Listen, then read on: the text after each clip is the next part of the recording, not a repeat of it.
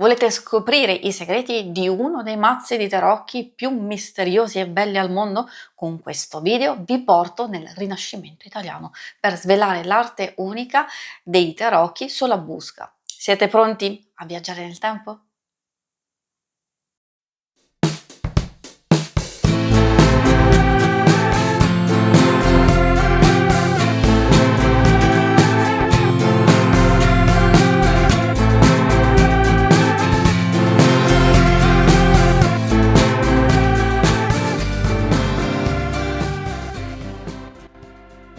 Ciao a tutti, amiche e amici di YouTube, io sono Angela e questa è la taroteca di Exoteric World.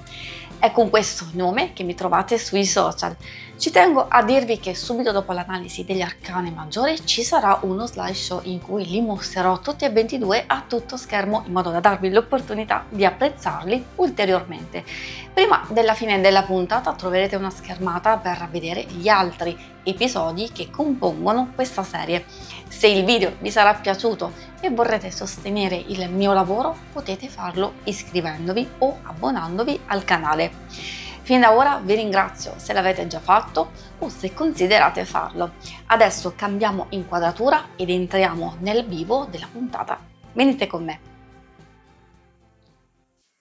Oggi vi presento un mazzo davvero straordinario, i tarocchi sulla busca, Golden Edition, ristampa fedele all'originale quattrocentesco curata da Giordano Berti e riprodotta nel 2021 da Rinascimento Italian Style Arts, utilizzando l'edizione Wolfgang Mayer in una tiratura limitata di sole 777 copie.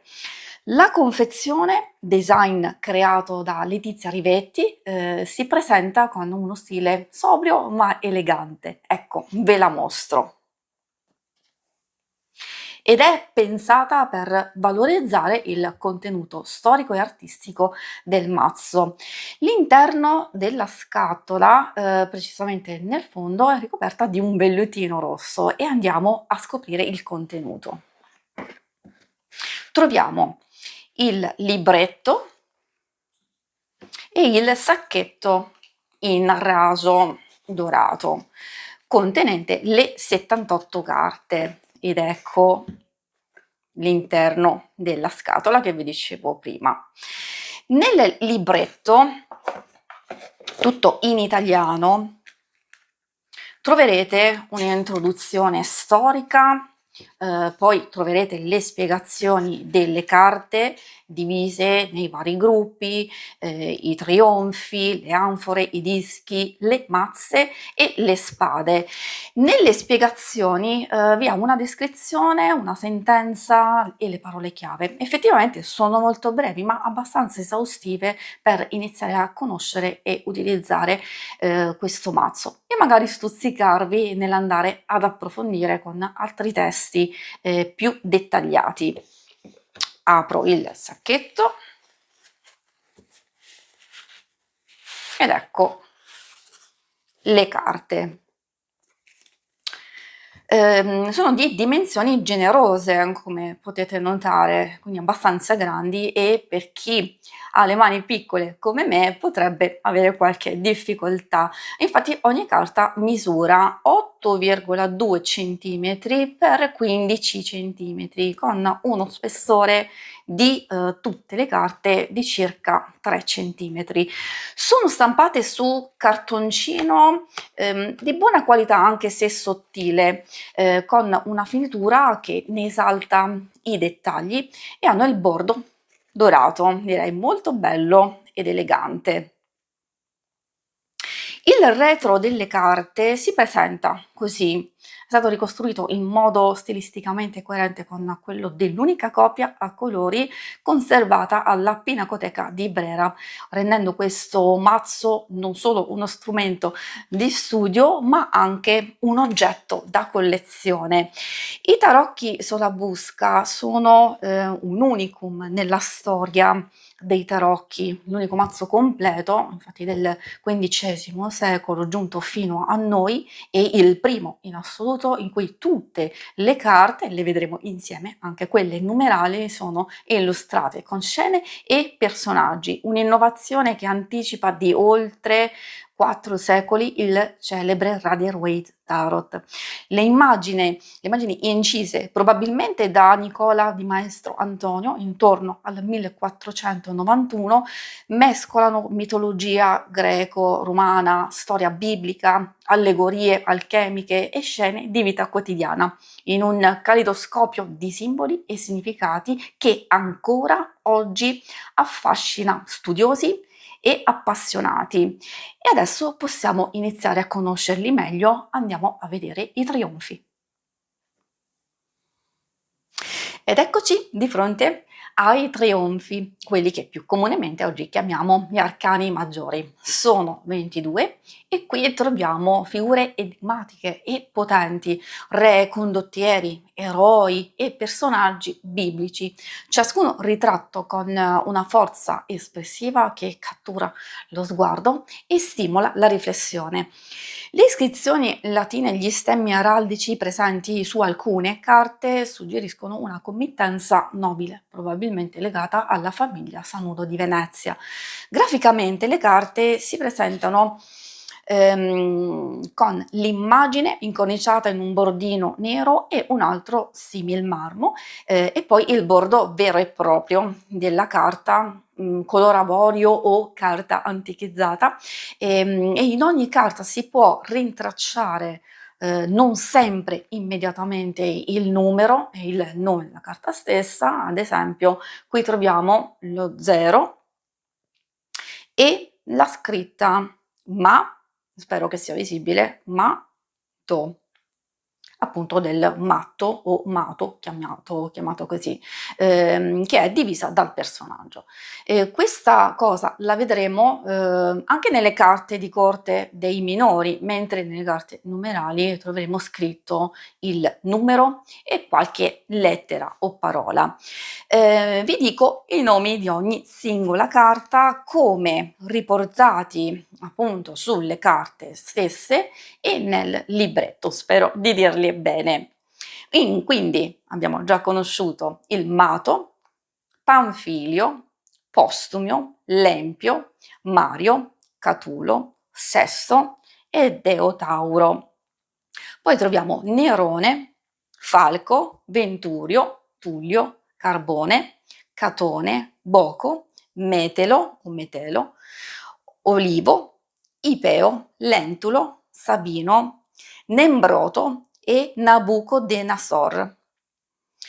Ogni trionfo è una narrazione visiva, un frammento di mito o storia che si intreccia con i simboli alchemici e misterosofici. Non si tratta di semplici archetipi, ma di figure vive, immerse in un contesto culturale che riflette la rinascita dell'ermetismo nel Quattrocento italiano. Queste carte dunque non si limitano a rappresentare concetti spirituali o psicologici, sono vere e proprie chiavi di lettura del mondo, strumenti per decifrare il linguaggio segreto della trasformazione interiore. E prima di passare agli arcani minori potete osservarli meglio e godervi la bellezza dei trionfi con questo slideshow.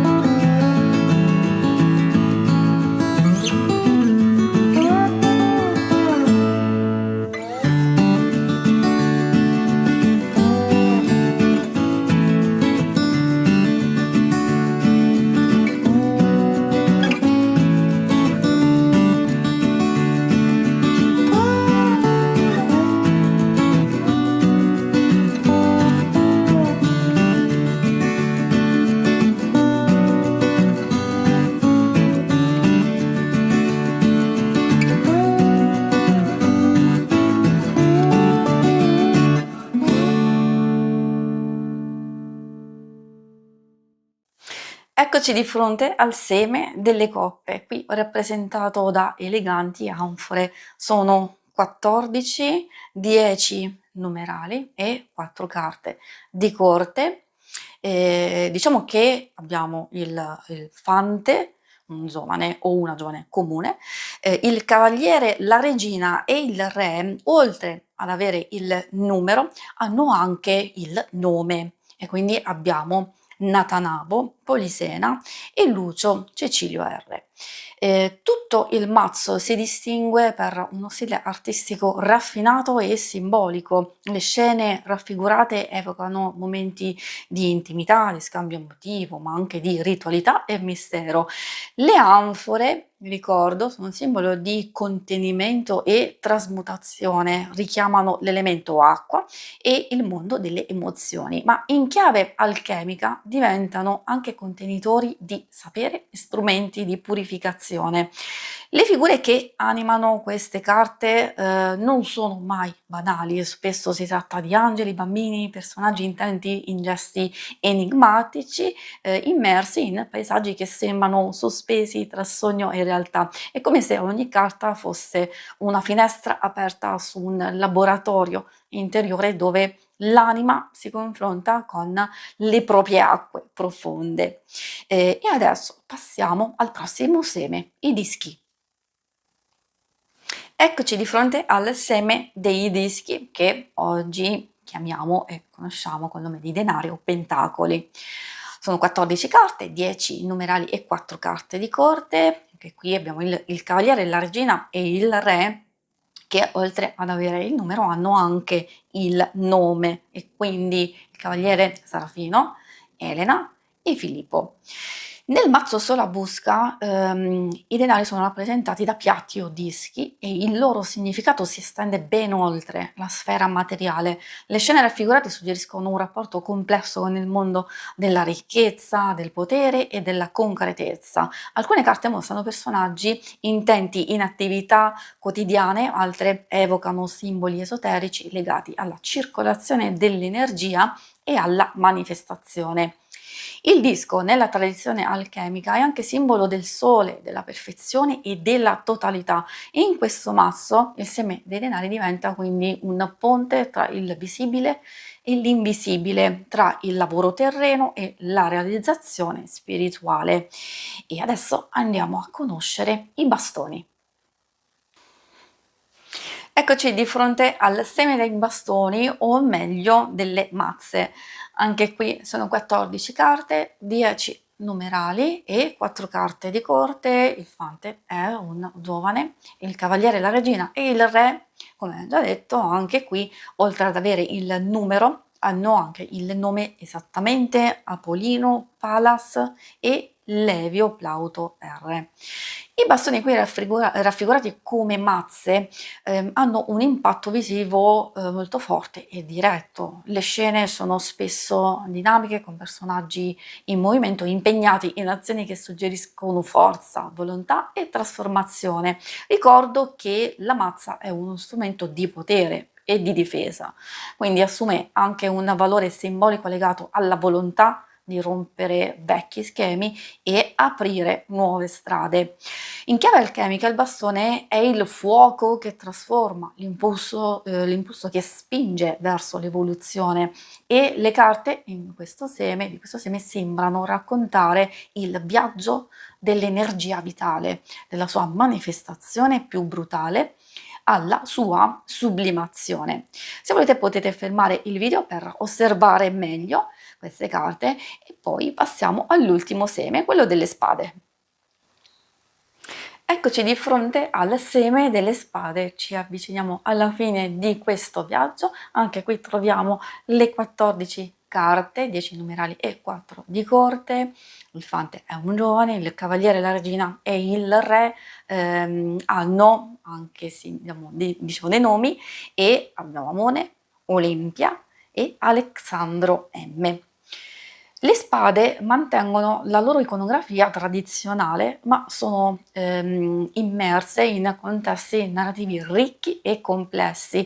Le scene raffigurate parlano di conflitto, di decisione, ma anche di discernimento e di verità. Le figure spesso appaiono in atteggiamenti meditativi o drammatici, come se stessero affrontando una prova fisica, ma soprattutto interiore. La spada è simbolo dell'aria e della mente, diventa qui strumento di taglio sottile, capace di separare l'illusione dalla realtà. Le carte di questo seme ci invitano alla riflessione, alla lucidità e alla ricerca della giustizia interiore. Come accennato all'inizio, i tarocchi Solabusca sono stati una fonte di ispirazione importante, soprattutto per il celebre mazzo Rider-Waite, dove alcune carte moderne riprendono direttamente o si ispirano alle immagini e ai concetti del Solabusca. In alcuni arcani maggiori, negli archetipi, in alcuni significati, ma soprattutto in carte dove la citazione è palese, abbastanza evidente, e lo possiamo trovare appunto nel 3 di spade. Adesso ve lo mostro. È uguale, uguale. Oppure troviamo comunque delle carte, ad esempio ve la mostro, del 10 di bastoni, che si ispira effettivamente molto al 7 di bastoni dei Solabusca.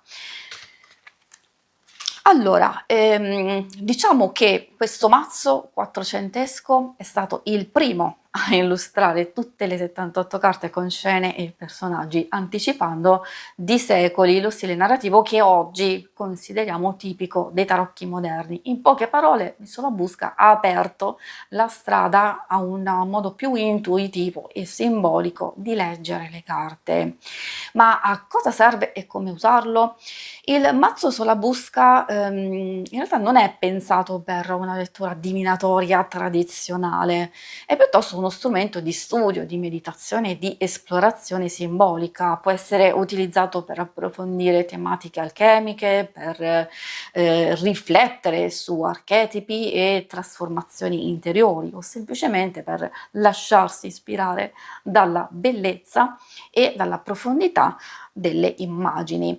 Ogni carta è un enigma, un frammento di sapere che si svela solo a chi è disposto a guardare oltre la superficie. Perfetto per chi pratica la lettura intuitiva, questo mazzo offre una ricchezza visiva e concettuale senza pari, ma richiede tempo, dedizione e una certa familiarità con il linguaggio simbolico. Passiamo alle considerazioni finali.